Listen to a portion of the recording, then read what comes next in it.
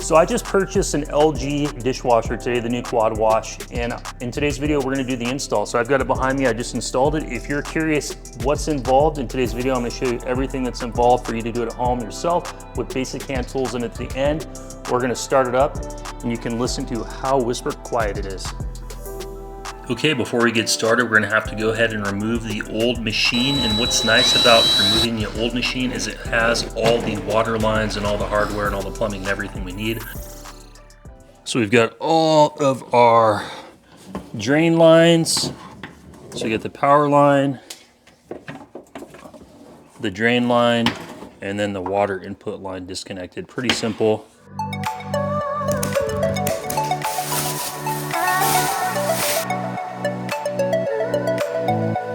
So I've got them both side by side, and the one thing you guys are gonna notice is all of the sound deadening that they put on the upgraded LG one. So you've got all this sound deadening to reduce all the sound, so when this thing's running, you're not gonna hear it. Or the one that we had before, there's nothing around the tub, it's just all plastic. So when we're sitting on our couch watching TV, it just sounds like, you know, a jet plane taking off in the kitchen.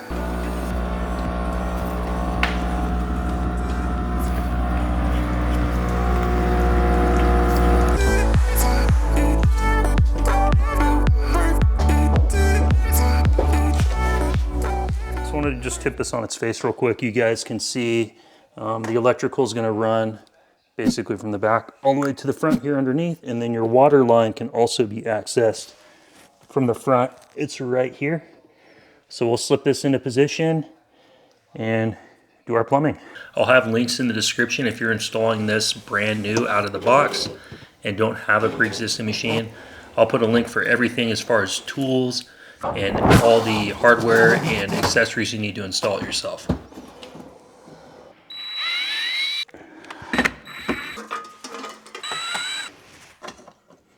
Go ahead and slip our electrical wiring through here. You don't want to plug it in to the wall until you have all the wires connected, of course.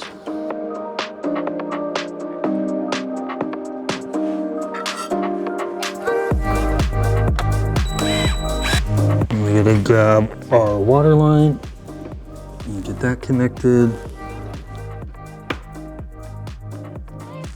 So once you get it finger tight, put a wrench on it. Give it like another half turn or so to make sure that water gasket creates a good seal.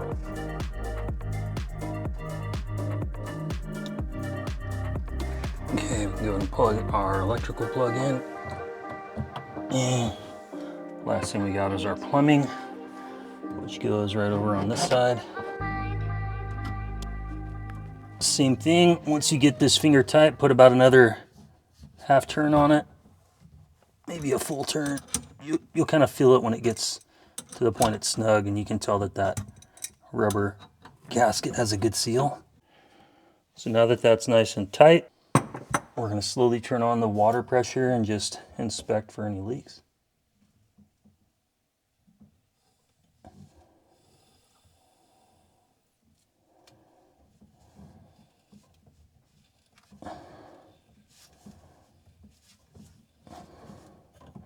And then we're also going to come back to the front area here where it connects to the water inline to the dishwasher itself and make sure that there's no leaks here.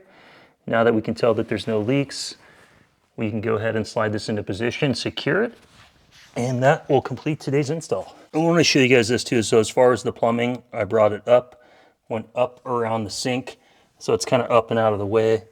That way the water can pump up, and then it's got like a nice descent drain down right into the garbage disposal inlet. So pretty simple. You've got the drain line, you've got the water input line here, and you got the electrical. It's, you know, it's pretty simple. Three pieces and you're done.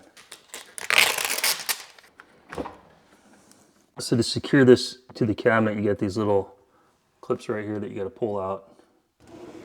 So the next thing you want to do is adjust the height here. You want to make sure that this is flush with the bottom of the countertop, and to do that, you come right underneath here.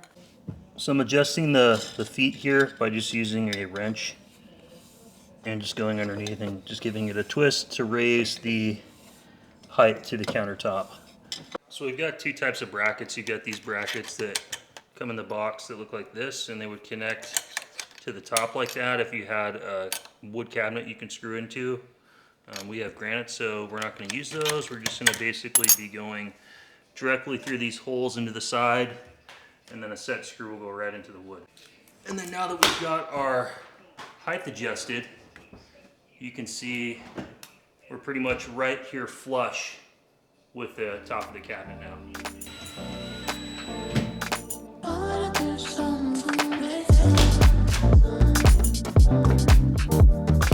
Last thing that I do is pull off the protective cover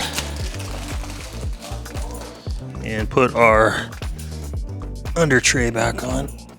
One of the things I really like about this machine, being that we live in Arizona, there's a lot of sediment in our water, and it's hard when I have a filtration system. So when I disconnected the old water line from the old washing machine, which was in the back, you'd have to take the machine out to get to it. It was all clogged with a bunch of granules and sediment that was probably causing the dishwasher not to work good. So I like having this right up front because I can disconnect it easily and clean everything out, put it back together, and get it up and running again.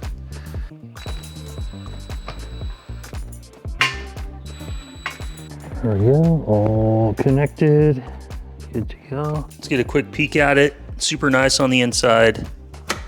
Your soap dispenser, you've got your clean wash stuff, whatever that stuff's called. You got your tray up top for your silverware, your tray in the middle, which this is adjustable for different heights. And then you got your bottom tray. This basket came in the back like that originally, but it will work either there or you can put it to the side, which I like the side accessibility. It's easier to reach. I don't know honestly if we're gonna even use it because we'll probably just use the top, but I'll leave it there, let my wife decide. You've got the top spinner, and you've got the quad spinner on the bottom. You also got your filter clean out there. And let's see, is there any top? I think there should be a little top wash too. Yep, you got a little top spray wash right there too. So I'm gonna go ahead and just load up some basic dishes. I wanna hear what it sounds like. And kind of run like an initial test cycle. That when my wife gets home, it's all kind of clean and ready to go. Let's fire her up. Power button. Let's see, what setting should we go? I guess we'll just start it. Let's see, normal mode, 2 hours, 29 minutes. Let's go half load, I guess, 209, 229. Let's just start it and hear what it sounds like.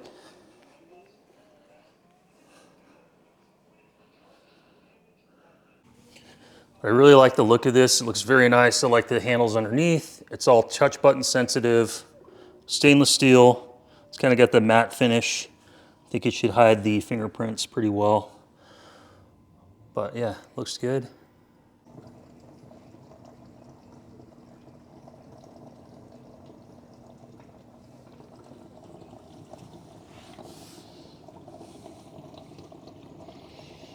Final thing I'll do once the drain cycle goes through is I'll just inspect around this drain hose, make sure that there's no leaks.